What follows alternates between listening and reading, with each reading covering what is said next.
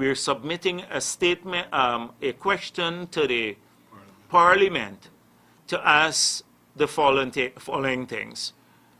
These donations we see made by private individuals, are they personal donations to the President because I see his name on these buses?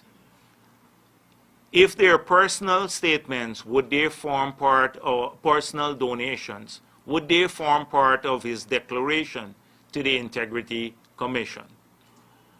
Or are they donations to the government of Guyana?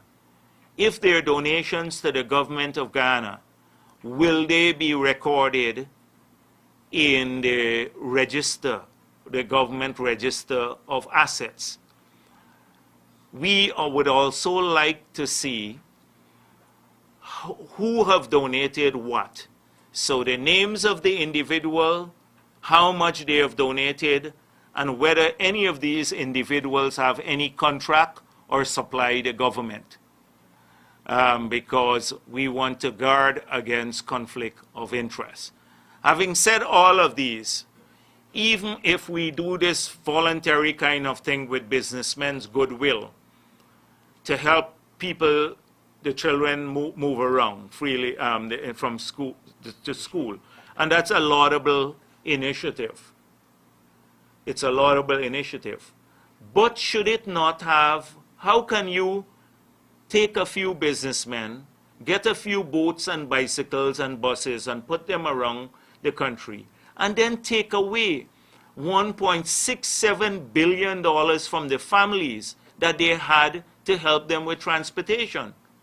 Is it not hypocritical? Is it not just a show? It's a political initiative.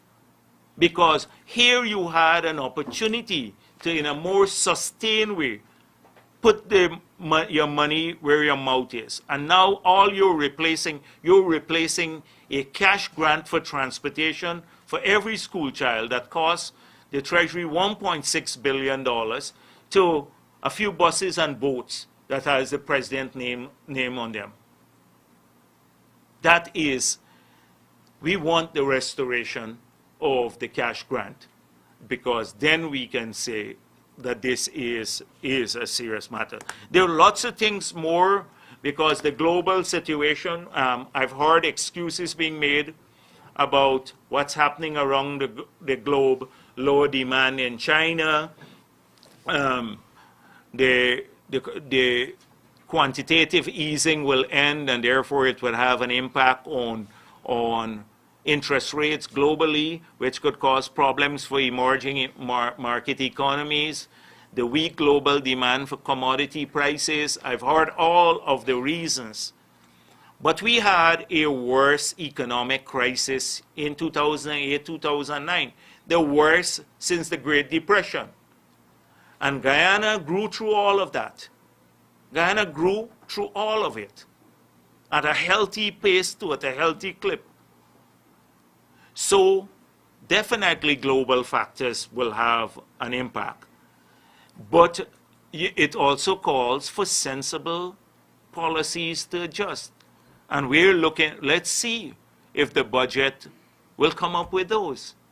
Let us see if the budget will come up with the policies that we need to put in place now to ensure that we mitigate against this impact. I've pointed out already that they cannot use Trinidad and Suriname, those countries, as examples. We have saved $200 million, $40 billion from low oil import. This is a lucky government. I would be happy to be running the economy at this time. Lucky government, $200 million of windfall. And that should be translated into greater economic activities, more job creation, etc. They're squandering it. All right, last question, then we close. You know, let them go on. Mr.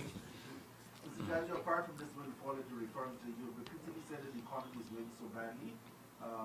Where will the money come from to pay higher wages, higher pensions, without fueling inflation, if you're talking about the economy is doing so badly? Because when when a country starts a downward slide, you have to do a number of things to try to check this slide.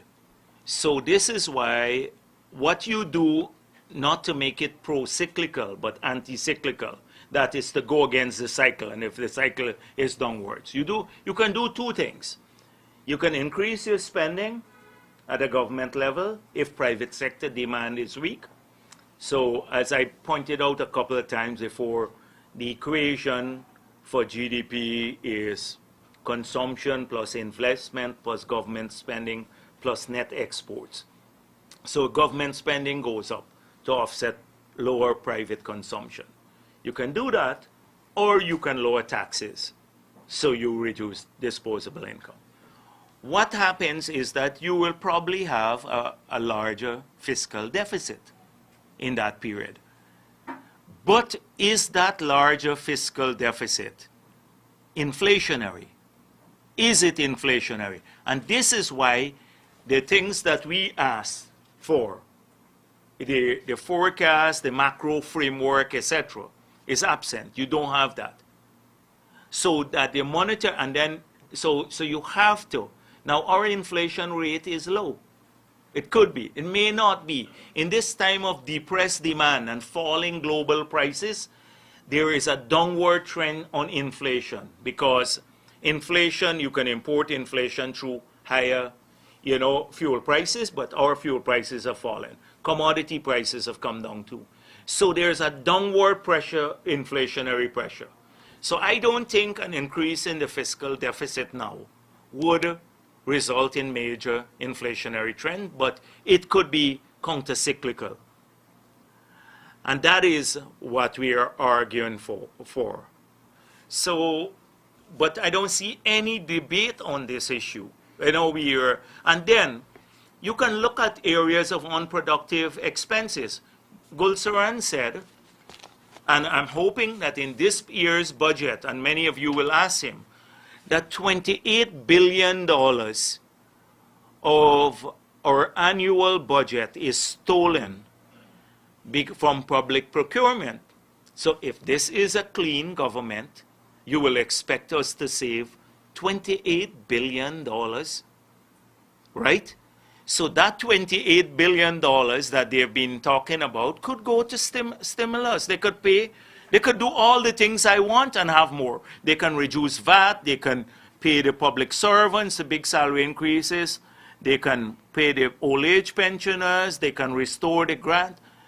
Only 1.67 billion of the 28 has to go to restoring the school program. Are we not holding these people accountable for what they've been saying? Are we not doing this? We allow them to get away with loose talk all the time. And they run our economy like it's a chicken coop. All right. By the way, I saw Ramjatan launching the Citizen Security Program, gave a huge speech. That the 15 million US program was negotiated under the PPP. It's a PPP program that he launched. And I hope that the Chronicle and the others will put that too. A PPP program Ramjatan launched. Okay? Thank you very much.